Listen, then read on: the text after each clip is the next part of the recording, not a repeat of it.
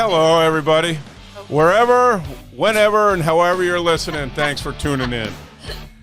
I'm your host, Kevin Kitchin, and this is Transparency. Unscripted and unbiased. As you can tell, we're sitting here shooting the breeze with Donald and Karen. Tonight we're talking about continuing the conversation on drugs. And the last episode we were talking about what led up to the situation that Donald's in right now.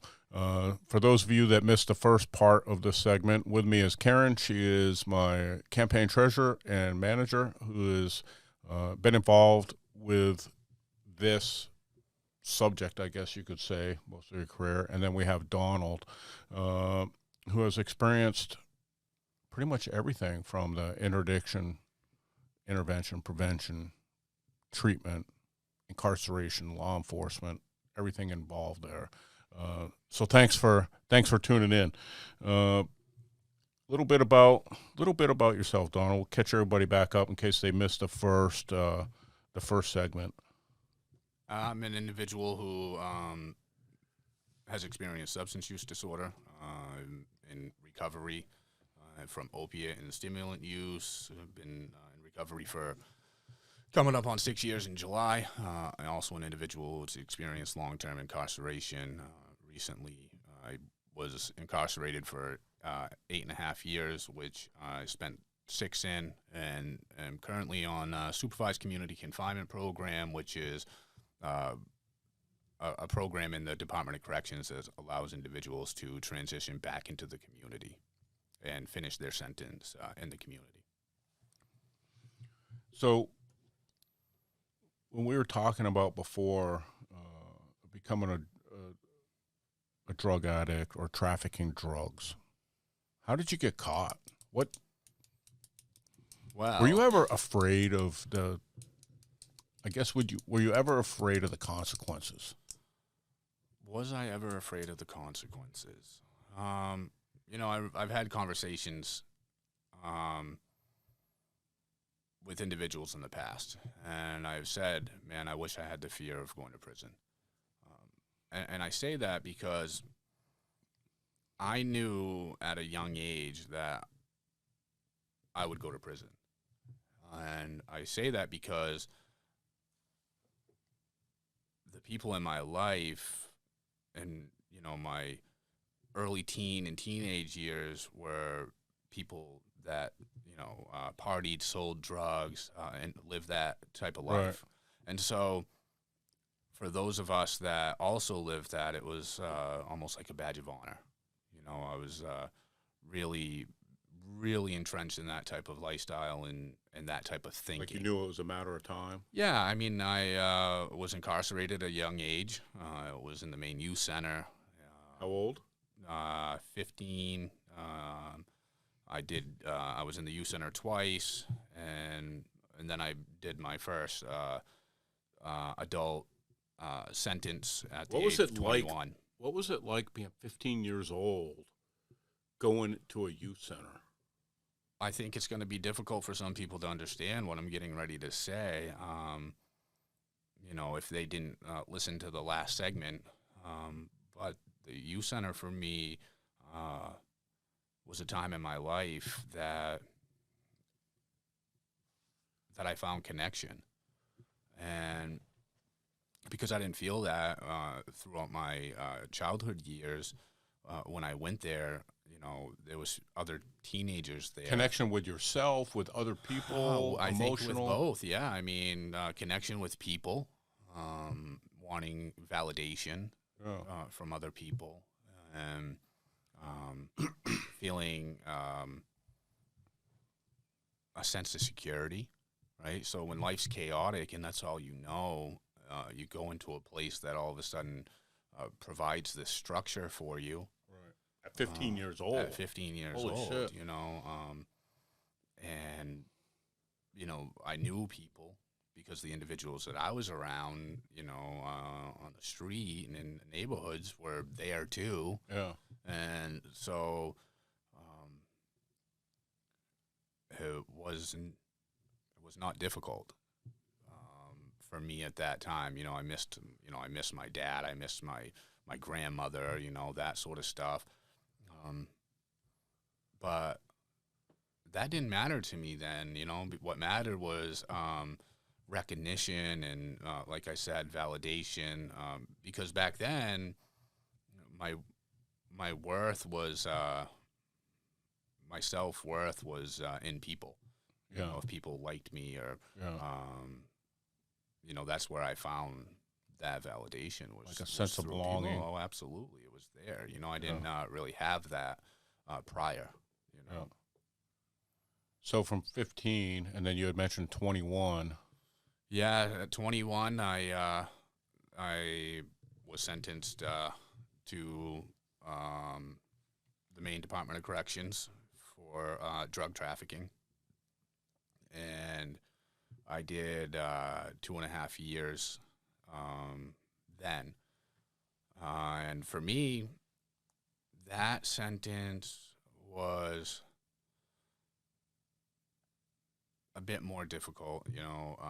Were you a drug addict at that time? At that time, I was, yes. I started at 19 and was selling substances, and ended up getting charged with trafficking, and ended up with an 8-year, all but 2.5-year sentence with 4 years of probation. The rest of it suspended and hanging.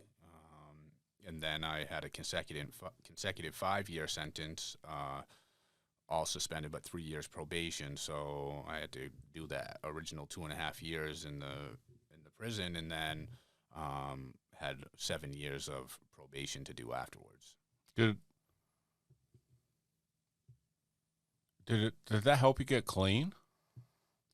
That time in there, there was a treatment program in there, and it did help me. I was clean the whole time that I was in, and nearly 3 years after I was released. So it was a little over 5 years at that time of recovery. But with that, though, like, I knew that I didn't want to use anymore, Right. but I still was unable to break away from the wanting to sell, and the behaviors that came with that. So it was like, all right, I won't use anymore, but I'm going to I'll be okay with continuing to break the law or Were you commit kidding crimes. yourself? Oh, I mean, yeah, I don't even. It's not. I don't think it's about kidding myself. I had the inability to think rational at that point in my life. Yeah. It made complete sense to me. So I don't know if I would. Was it a lie internally? I mean, I guess in a sense. So, but I think I had been involved in that type of surroundings and lifestyle for so long that it was that's what I knew. Right. And it was like I was unable to think rational about that. Like, okay, this is a good idea. Like, I'm going to be able to do these things and still live a semi-normal life. Yeah. And we'll just say that didn't work out very well. It didn't work out well at all. Yeah, so after 5 years, I ended up, I went back to use again. And After 5 years of being out. yeah, after 5 years of recovery, I went back out, and there's so many different variables to that. It's not, again, it's not one thing. It's just so complex. As far as falling back or relapsing. Yeah, relapsing,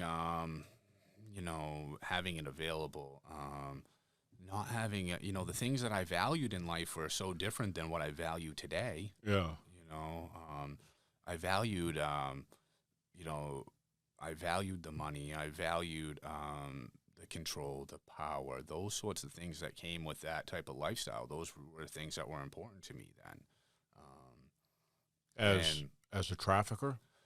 um, no, I think that if we just even break that away, I think that we'll take that label right out of it. I think as an individual that was in need of power and control in their life, Yeah. and what I know today is that every single one of us have a need for power, and we all have a need for control, right? And there's ways that I go about doing that that are going to either lead to a good quality of life or one that is not so good. Right. And I just believe that that need needs to be met, and I'm going to get it met however I know possible at that time. And I didn't know any other way in those moments, and I mean, to have the need for power today, like, I have the need for power today is I get to sit here and have a conversation with you about, what's going on in life. And that makes, my need for power was fulfilled in that, right? Yeah. My need for control was fulfilled also in this situation that we're experiencing right now, right? Because I get to choose on, what I'm going to do today.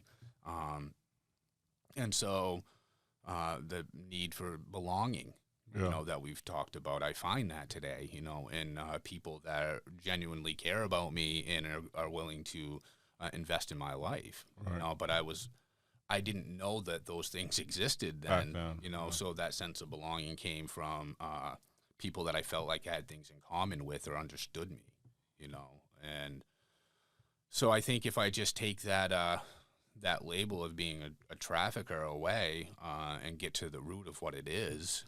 Well, it's of like we what I talked believe to it in is, the last segment. Everybody needs that connection. Yeah, absolutely, and I'm going to find it, and I'm going to find that need for connection no matter what. It's just about whether it's going to be fulfilling in my life or not. Is it Yeah. going to help me to grow? Is it going to nurture me? What does that look like? Yeah. And I hold strong to that. I hold strong to the fact that,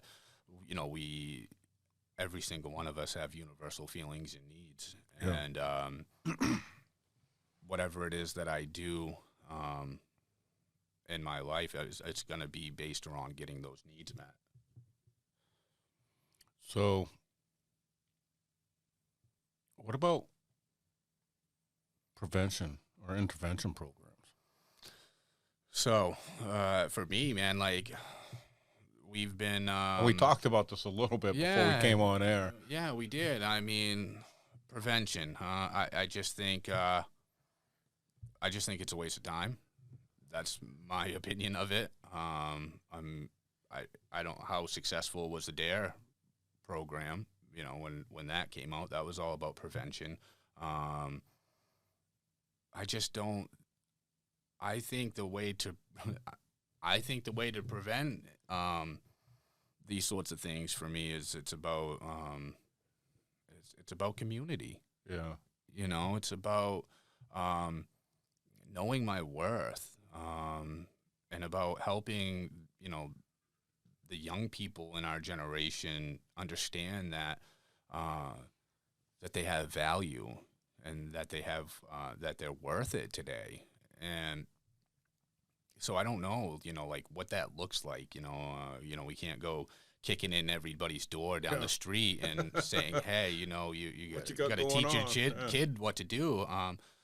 But I think that is that's been lost, and I think that's how we prevent. I find that to be true in my life and in my experience with my 5 kids. Yeah. And multiple other young people in my life today, and adults. Those to me are the way that we prevent. How do we have conversations around things? Hard conversations, honest, vulnerable conversations. Right. And I think that we can do that on a bigger scale. I think that that's needed, and So I don't know. I think prevention's a lost battle.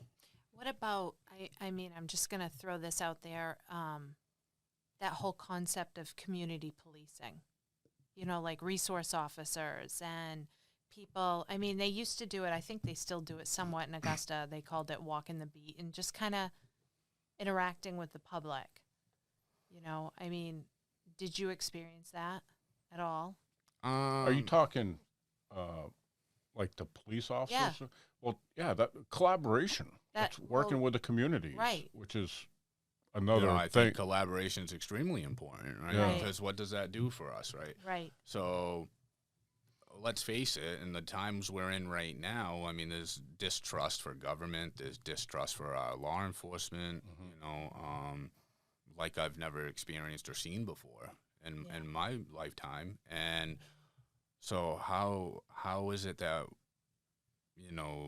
the communities are going to be able to trust what a law enforcement officer is going to do or say, or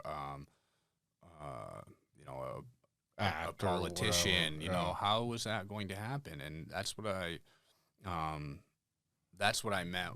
It wasn't an insinuation to you about whether you will change. It's the fact that there becomes a disconnect. Yeah. And when people are given titles, it just naturally creates a position of power, so to speak. And then there's that gap that's between us. So how do we bridge that gap? And I believe that gap is bridged by, I truly believe it's bridged by empathy. Yeah. I agree. And connecting with our communities. The law enforcement, or I think law enforcement. I think individuals in the state house. I think that's what's important, because what does that do? If I can sit and have a conversation, and I don't mean being a politician having a conversation. I mean having a genuine conversation. I don't mean having a conversation coming from that position of a law enforcement officer. I mean connecting with with humanity. Yeah, that's what I mean by having that connection and having those conversations, because it can be real easy to be on the beat and walking through the neighborhood on my 8-hour shift or 12-hour shift or whatever it is, and saying, okay, this is what I have to do today, and so. But if you really don't care, people are going to see right through that shit, and it's not going to matter. It's going to backfire. It's going to make it worse. Well, right. There has to be a sense of genuineness that comes with that, you know, and I think that's. I just feel like there's the sense of community in general is gone, and that's just a whole nother rabbit hole that we probably shouldn't go down. You know what I mean? So. So as far as prevention goes, that's just my opinion. I had a friend of mine that worked at Coney High School for like 20 years, and she was a substance abuse specialist there, and she was actually the first person that reached out to me in my life when I was like 14 years old and said, hey, man, we need to do something different. Like, if you need something, I'm here for you. And I called her a crazy bitch and told her I didn't want nothing to do with her. And, at 24 years old, I went on a speaking engagement back at my old high school, and she was still working there, and we connected and until the day that she died. And I remember having conversations with her, about how the schools, she was no longer there, and how they wanted to pass out pamphlets and talk about prevention, and it used to just drive her insane, because for her it was about connecting with the kids and building a relationship that was genuine with them. And I think there's just healing power in that. As far as intervention, though, I'm a believer that we can help people get to a place where they like to call it bringing the bottom up to people. And so I think that intervention definitely plays a role. That's kind of what you're doing as a sponsor, right? Yeah. Well, I think that for me, there's so many different roles that are played. As a sponsor, is a different pathway than being Okay. a recovery coach. As I'm a recovery coach, and I've been a mentor, and I've been a coach for nonviolent communication, and so I've just been so many hats, and went to school for mental health rehabilitation and a minor in addiction studies for 3 years, and Oh, so yeah, when did you do that? I did that from 2011 to 2014.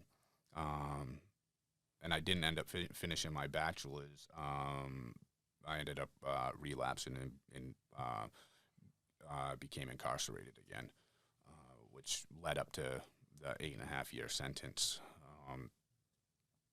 As I had previously just been released from doing a Department of Correction sentence prior to getting that 8.5 years. So, for intervention to me is important because I was taught a long time ago that if an individual is not willing to fight against their disease, that I would be, and because it becomes normal for people. Yeah. It's when I'm in that stuff, it's normal to me, and some individuals they don't know any other way, and so it becomes the norm for them, and so I don't have to go out and save the world or try to heal them, but I'm also not gonna co-sign your shit, and so that to me is a form of intervention. But there's so many different forms, I've had individuals, try to do a intervention on me, family members and church members, and it didn't go well at that point. I wasn't in a spot where I was willing to hear any of that. But I think that it's, I think Was it like intervention gone bad? You see yeah, on it was the like TV? that. You know what I mean? I should have started making T-shirts and selling videos. But it definitely didn't go good. But I think there's a time and place for it. Yeah. And for me, and for the individuals that I work with, or people that I sponsor, there's 3 gentlemen that I sponsor. 2 of them have long-term recovery right now, and all of them got sober through doing some hard work, through retrospection and introspection, and but the catalyst, the driving force was that they became incarcerated. Yeah. And when they were incarcerated, they were, that's where I met them. And, we used a 12-step process with them 2 individuals. And, both of them are out here. Both were released prior to me, years prior to me. And they're out here, doing well. One owns a business, very successful. So I think that I think intervention's important, and I think it's necessary. I know some people that are like, okay, I'm gonna stop, and kudos to them, because I was never one of those individuals that could do that. I was never one, and I know I know people that have gone to rehabs and detoxes and over and over and over again, and was unable to get it together. Right. So I think some form of intervention is important and necessary. What would you recommend to families out there that that might have somebody in this situation on how best to intervene? I know it's all individual. Everybody's a different person, but what would be a good, and this is a reoccurring thing. I ask this question whenever I can because everybody's different. What's the best way to at least start having a conversation about, hey, bro, you need help. I'm here for you. Yeah, so I always like to start conversations off like that with sharing with them, maybe the fact that I'm afraid for them and I'm concerned. Um, maybe in that moment I'm sad or I'm grieving the person that they were, and always feel, I always believe that if I can connect with the person through their feelings, they're more likely than not going to be more receptive. So Yeah. if I go in and I start telling an individual like, "Yo, you need to just get your shit together," um, They're gonna get they've already defensive. hell yeah, they've already shut down. Like they're not trying to Like hear F that you, shit. buddy. I'm quite certain they're probably aware of that. Yeah. You know, You're a safe place. yeah, so for me, it's about sharing my concerns for them, my feelings for, what I'm feeling, because Yeah. at that point, yeah, I want that person to get well, but like it's causing something within me. Yeah. And so I have, feelings and I have needs around that. I have a need for them to, be safe and secure. And I Right. have a need for that love and that connection with them. And when substances are in the way, those things are not being met within me. And so Yeah. now I'm have these certain feelings around it. So if I can connect with an individual through feelings, no matter what space that a person's in, I mean, they can feel sadness and fear, Right. so that's how I personally always like to approach the conversation. And I think it's a necessary conversation to have, Yeah. right? Especially if it's starting to, you know, it's already causing, emotional distress and probably potentially spiritual distress, whatever that looks like for that person, Yeah. and mental anguish and stress. And so when those things are occurring in a person, the conversation to me is necessary because at that point it allows me to take, power back, Yeah. as a family member. What we were just talking about. Yeah, I mean, I've had been dealing with it, over the last, I think, year or so. My sister had been in recovery for some years and relapsed, and um, so anytime, during that process, I just shared my feelings, Yeah. and my needs, of needing to have that relationship with her, and um, right now she's well, getting better, and so in those moments I get to let her know that my other feelings of Yeah. being proud and those sorts of things. So Caring, support. yeah, absolutely. Yeah. Which I think is important. It's extremely important, I believe, to it's that human connection. Yeah. It's community. When When you're in that type of life, I mean, it's a life of darkness and isolation, and so that's what I mean by, I think, connection is so important. Community is so important because substance use disorder is one that keeps you isolated. It's one that keeps you in the dark, and so the opposite of that is connection and community. Yeah. You know. Yeah. Did when you were incarcerated, did you feel that connection at all? So for me, I think since I've been home, there's been some people that have, I don't know if they've been baffled or have, I think, searched a little deeper than needed. I remember sitting with a therapist a few months ago and saying, asking me the question, it had to have been really, really like hard, and it had to, how many like fights did you have to get into? And I was like, I didn't, none. Yeah. None. And I think some people have a hard time understanding that my experience on this last incarceration was one that was that was fulfilling. And that's not to take away from the fact that it was extremely difficult. I had to grieve the loss of my life.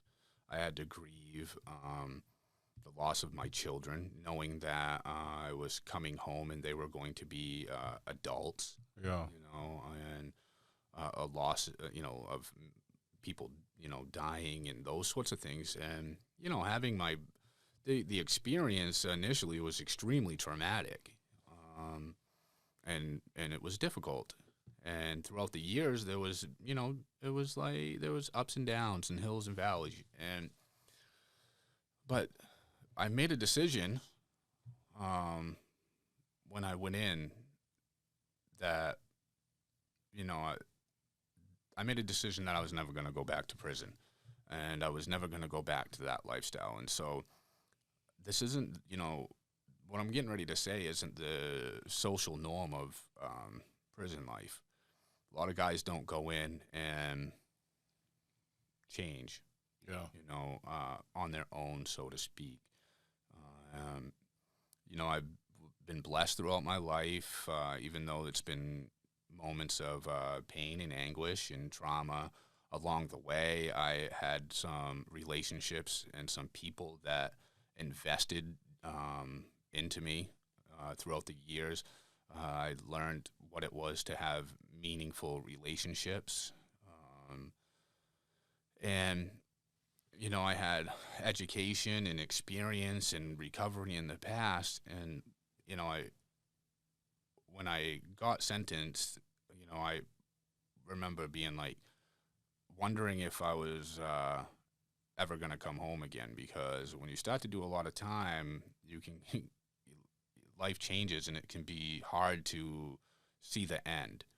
And what I mean by that is when you're looking at multiple years of being confined and being away, it can be really easy to lose sight and lose hope and feel helpless. And I saw it all around me, and it happened on a regular basis. But through my faith in Christ, my belief in God and good people in my life, I just made that decision to do something different, and I did that. The sentence for me was, as I said, it was fulfilling, and I went in with that amount of time, knowing that I had to do something different. And so I spent a lot of time looking inward and looking upward, studying the Word of God. And, I was willing to be open. I was willing to be vulnerable. And so I was intentional in who I allowed into my life and what I was going to do, from what I said to the things that what I was doing. And, I sat back and I watched, and, I invested in one man's life who was serving a 21-year prison sentence, and he had been in at that time, I think he'd been in something like 10 years or something like that already. And so I built a relationship with him, and he started to trust me. And, he looked Which is hard to... Well, for one, it's really hard to do when people in your life have been they haven't been trustworthy, and people have deceived you, and now you're in an environment Talking about being vulnerable. Holy shit. Yeah, no doubt, dude. You go into a place like that, and you're taught not to be vulnerable. Yeah. Right? You're always taught to be ironclad. Yeah, man. You don't show emotions. You don't show feelings. You put up a wall, and you wear a mask, and you don't let nobody fuck with you. And that's just the way it is in there. And, people can call it what they want, whether it's the inner voice or, the universe or nature. Or, I just, in my heart, I, heard a prompting of, just listen to me, man. And so I did that. And, I built a relationship with this guy, and he trusted me, and I started mentoring him, and it just kept going, and it kept going, and It was powerful for you, I would it imagine. was extremely powerful. It was not only powerful for me, it was powerful to the whole correctional center that I was at. And so I just got involved, and I got involved in a trade, and I worked every day, which brought purpose and meaning to my life and direction. A little bit of financial security at a whole 70 cents an hour, because that's what I made every hour. What did you do? I learned to sew, and I learned the trade of upholstery. Nice. And I did that for years. And the rest of my time was involved with staying connected with my family. My kids were the priority in my life at that moment, and so that's what I did. And so, a sponsor had reached out to me, a guy that had been in my life for years, and we got to work. I went through the process of the 12 steps, and I just continued to move forward, man, and I was willing. I was willing to listen, and I was willing to do things different. And that came at a risk, though, because, as I said, it's not the social norm of prison life to go against the grain, and I did that. And that included, individuals who were in there for sex crimes, for it didn't matter to me anymore, because what happened was I was able to see people for who they were at the core of their being. Yeah. The empathy. It was all about empathy, and so what that allowed me to do was not only did it empower me, but it allowed me to have autonomy. I had that freedom to be who I wanted to be, and who I believe God called me to be at that moment in life. And we just got involved, and it grew, and we just had more people involved with us, and we So you built a community. I built a community in there. That's pretty cool. And intentionally. Yeah. And it started with a conversation between me and God, and me and one other individual, and it got to the point where we were in this prison, and the church got so big in the prison that they shut it down because it became a fire hazard. It went against fire code. And Go figure, right? Yeah, and but it would be normal to have 20 guys out in the rec yard working out together and having conversations about life and about what was right and doing the right things, and you just don't see that in a prison. And I've spent a lot of time in prison, and How do we get that in there, though? it was amazing. And so how do we get that in there? We build it, and so I have a good friend today who was in on a sex crime, and I'm not ashamed today to say a good friend, because years ago I would have probably punched his face out. Yeah. Because of What he did. because of what he allegedly did. And so I had a guy ask me, another guy that I was in with, that asked me, said, "Hey man, will you look out for this guy for me?" And this is a 50-something-year-old man, never been in trouble in his whole life. And I said, "Yeah, absolutely." And he and I ended up, mentoring other men in there, and we started teaching classes in there together. And he ended up doing his whole prison sentence, 3.5 years, and recently was exonerated of all charges, and his whole sentence was overturned. And he now goes into the facilities, and he had just asked me when I would be ready to do it. What's amazing about this was I saw our platform, and I took any opportunity that I could to be heard and to speak, and it didn't matter what it was for me. Yeah. And so I took every opportunity that I could to invest life into people, because in those communities, it's despair and hopelessness and heartbreak. Rewarding It was extremely rewarding to both you and the other person. Yeah, I think so today in my life, the people that I'm involved with are people that are in recovery, and the core group of guys in my life today are people that I was incarcerated with who are now out in the community, living successful lives out here. And we spent those years talking about what is it that we're going to do to make a difference in the community and in the institutions. And so we spent countless hours and hours and hours on these types of conversations, and they're starting to come to fruition today. And I look forward to the time to be going back in. You know, when you have prison officials and staff say to you, you help change this whole prison system, yeah, it's pretty rewarding. Yeah.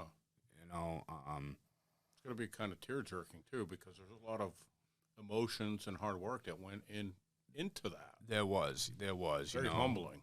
very, because it never came out of a spot of ego, you know, because I lived in ego for a long time, and, you know, it brought me to my knees. Right. And so I was able to process all those things while I was incarcerated. And it came out of a place of genuine love and concern, really for those that are the less than these, you know. Yeah. People that are shunned and looked down upon in our communities and society.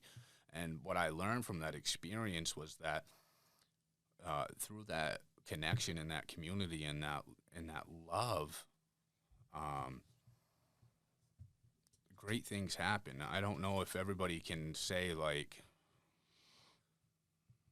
I don't know if you know what it's like to give a man his power back. You know, that's extremely rewarding. And I don't say that as if I'm anything special or I have that power. But what I mean by that is that, you know, investing time into a person until they believe in themselves. I would say you are special if they're getting it back. Well, I say that in You're the being sense too of, modest. well, I think it's important, you know, for me, because I know myself, and so I get to those rewards come internally for me because I don't need I'm not looking for outside validation from it, you know, and so it's extremely rewarding, you know, when you see that, and you know, when you invest into somebody that tells them that they're worth it, I think that's where that change comes from, and those little miracles start to happen. It's been my experience over and over again. Yeah. You know, I remember when I was a kid, you know, my metal shop teacher telling me, you know, you're worth it. Different times in your life, you'll never know when they need that. Right. Never know. Right. Well, what we know is that we have a lot of people out in our communities today that need that. Yeah. And we have a lot of people that are forgotten within the system that need those things too. Yeah. And I don't, and you know, we're on a certain topic right now, but I just think in general it's needed, right? It's not about just the populations that we're talking about. We all need those things. Yeah. You know, we all want to matter. You know, we all want some sort of purpose in life. Every single one of us. Do you see that in treatment programs across the state, or from what you heard in talking to the people that you're talking to, is finding that emotional connection, or do you feel it's more commercialized, the doctor in, doctor out, you know, regimented treatment? Yeah, I think it can be difficult. I think that because every day's a battle, I would assume. Yeah, in the treatment process. Absolutely, it is. You know, yeah, you know, I have varied opinions on certain things. You know, I've seen sober living facilities that, to me, I wouldn't recommend to anybody. You know, and I've been involved with based off the lifestyle. Was it like a complete bullshit scam? Yeah, or? to me, I think there's, you know, some of it's maybe financially driven because, you know, you talked, I don't know if we were recording at the time or not, but when you were, we talked about that big push for treatment. Yeah. And, when there's grant money and funding that's just available, like it's going out of style, it can be really easy, I think, to cross that line, going into something with a purpose, and intentions can really sway when finances sometimes become involved. Yeah. And so it's almost, like a in and out thing, looking for that money, Counter-effective almost. Yeah, I think so. I've experienced a transitional housing when I came out from a facility that. What do you mean by transitional housing So for those people that don't know? So I came out of prison into a sober living facility, and I did so with 5.5 years of recovery. And most of the people that were there, are Where was this days or months in recovery. So I used it as a transition to slowly come back into the community. The one that I went to is located in Lewiston, Auburn area, Okay. Recovery Connection of Maine, and so I find that my time there, I found that connection Right. with people, and we're human beings, so we're not perfect. Right. Was there things that I didn't like? Yeah, sure, of course. A lot more things that I appreciated and liked about it. I think that they're genuine and they're the real deal. The owner and founder has experienced incarceration and substance use himself, and so Can walk the walk. yeah, but I've also seen other ones that are pretty much, here, pay your rent, and you got a place to stay, and that's about it, And so I think there's a big need for, more transitional housing, down there, there's a waiting list that's so backed up, it's really difficult to get into. Transitional housing? Yeah, sober houses, those sorts of things. Those are things that Karen and I were talking about before they were even around, back years ago. And, there's more of them now. Just for me, it's the quality of it Yeah. is what's most important, to me. And I think that's a big need. The quality of the housing, the quality of the lifestyle, the I think quality of the I think a little bit of people. everything. Around the Augusta area, I think the quality of the housing, quality of individuals, what's offered there. I think there's a big need in that area that's not being met. I believe that at this point. Just think there's so much. I think there's so much that needs to be addressed when we're talking about coming out of incarceration and when people are dealing with substance use disorder. Some people have never even had a job. Some people literally don't know how to cook or do laundry and those sorts of things. And so it's great to have some a place to go when you leave, but we're talking, life skills, and some people don't even know what values are. Yeah. And so there's such a big area of need, and when it comes to corrections, and I do know that there's a big movement. Wasn't what we did in that facility. Something that I've never experienced before. What And facility was it? I was at the Maine Correctional Center, and That's right. so for them, they're really had started to be focused on what they are starting to call normalization, and so there's a big movement going on right now about trying to provide services and help for people, but at the end of the day, It all looks great on TV and in the newspapers, and the fact of the matter is that there's just so much that's not addressed, and there's so many needs in there. Yeah. You know. It's a I'm lot. listening, and it's like I have I have so many different questions, but I don't want to cut you off. I'm just soaking this all in. It's pretty amazing. Yeah, Uh, you know, here's the other thing that's amazing is that I know so many other guys that are doing the same things that I'm doing Yeah. right now. There's a wealth of knowledge and wisdom right at our disposal, and To that's help. what. And To that's help. yeah, you know, because I don't think we can address these concerns and these issues that you know you're looking to address by just by seeing through one lens, Yeah. right? So we have to be able to be unbiased and be able to be open to different experiences and different, you know, styles of life. And it's like you're not going to learn how to bake from a mechanic.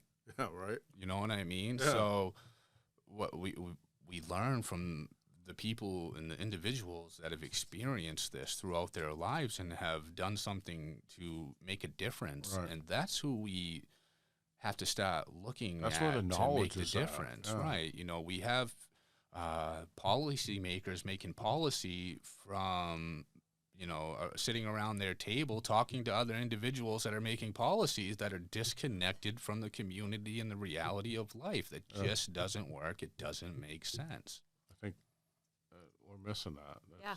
That's like, It's a you big know, piece. I relate it so much to the military because it's a bad leader.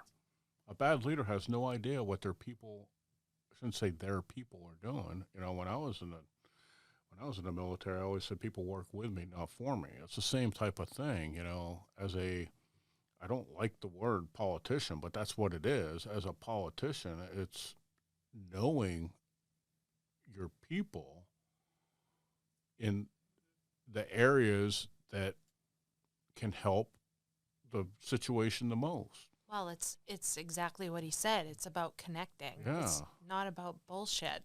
It's Right. about actually walking the walk. Yeah. And how do we go about walking the walk, right? It takes time. It takes building trust, you know. Which is huge. There's many people then, you know, coming out after the amount of time that I just did and with my experiences in life, who are sitting back watching me walk the walk and Yeah. not listen to a damn thing that I'm saying in a Yeah. sense, right? Because they've heard things before, you know, and the great thing about that today is I don't have to feel any sort of way about it except for the fact that I can validate their feelings in that and say, listen, I understand, you know, and all I can do is keep walking forward. You know, those are conversations that I've had with the closest people to me in my life, right? Yeah. Because there's still a fear of like, hey, is it going to be different this time? Yeah. You know, and I use that to say, with the state of, you know, the disconnect within our, you know, nation and within our government today, within our, you know, law enforcement with community, there has to be some sort of trust that's established, you know, in order for people to be willing to sit down and be vulnerable and say, hey, you know. One thing that I do find, though, is those of us who have experienced substance use disorder and recovery are some of the most genuine, transparent, honest people that you'll ever meet, you know, who are sitting back waiting and saying, yo, I have something to offer here. Yeah. You know, I Yeah. have something to offer. And if I'm a person who can just connect a little bit, Yeah. I'm going to be able to see that, right? So if I Take take off. out the damn politician out of the friggin' picture or the damn title or let go of a judgment or a bias, Yeah. and I'm willing to just sit and have conversation, holy shit, am I going to be able to learn something? Yeah. You know, and I mean, I'm not sitting at the state house, you know, and I'm not a politician, but that's just my point of view on what I've seen happen over the years. You know, I mean, I've been involved in a bureaucracy for a long time on the other end of the spectrum. You know what I mean? Yeah. So I see how it works, Oh. right? And so But it's pretty amazing when you can sit with the broken. it is, yeah, you're damn right it is. Yeah. And here's the great part about it, right? Let's just cut to the shit. Let's cut the crap, right? We're all damn broken, man, because we Yeah. all have experiences, Sure. Yeah. right? So we all can connect with one another because Mhm. we all have experiences. We all know what it's like to hurt. We all know what it's like to have joy and happiness in our lives, right? Yeah. We all know what it's like to have the need for community and for purpose and meaning, for love, for power, control, for autonomy, for rest. We all have the same feelings and needs, man. And if we can just Check your ego at the door. yeah, and really sit and be able to hear, right? Yeah. I think that's the most important, right? It's important for me to, know that I've been heard, right? Yeah. Because I can sit and talk and talk and talk, and you could hear something. I could be saying something to you, and you could hear something completely different than what I'm saying, Yeah. And so if I'm able to get out of self for a minute and sit down and have conversation and be willing to listen and give that time, I think that we could make a big difference, Yeah. as a community, as a state, whether it be in a crime infested area or if it's at the state house. I think that if we can connect with people, then we're really going to be able to make a difference and really come to some sort of understanding. I don't want to say come to some sort of resolution, because if I'm looking for a resolution, then I'm already... It's ever changing. You've already Yeah. set it up. That's Yeah. what I'm saying, right? Yeah. So I'm already going in it with... I can't be... If I'm looking for a resolution, I'm not able to be open because Yeah. I've already You got already some have the sort of goal set in expectation your in my mind. mind, right? It's false bullshit. Right. So I have to be able to just be open, man, and Yeah. have conversation and say, okay, listen, I don't know what the hell's going on here. I don't know what I'm doing, man, but let's try to figure this shit out together. That's kind of how I feel with being That's a kinda how you politician, are. It's like trying to run for Senate. I don't know, and I enjoy these conversations because I learn so much. It's not my way is the highway, and I'm just absorbing and or soaking this all in on. I don't even like using the word I. Anybody that knows me, the time that I was in the military, anytime we did anything, I would circle the I's. To get rid of the I's. It's not about I, it's about us, and it's about we. And another reason why I wanted to get involved in politics at the state level is because we, Donald, Karen, myself, Jeremy, Sean, Caitlin, other guests I've had on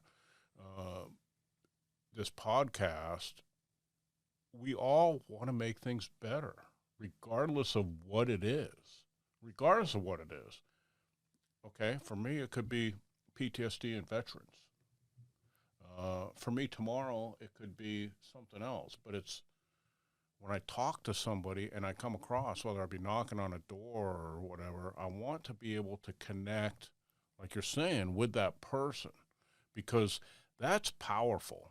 What's powerful is, and I get that sense of accomplishment as a man, whether I knock on somebody's door, you never know who's on the other side of the door, and you have a good conversation with them. Or back in my career, when I had an office, I had a young sailor come in and sit on the couch, and, they were screwing up, and we have a conversation, and the door opens, and I feel amazing for just having the conversation, connecting, of being able to guide that person, or having them, better yet, having them guide me, talk me off the ledge, okay, whatever the case may be. Maybe it's not all about prevention.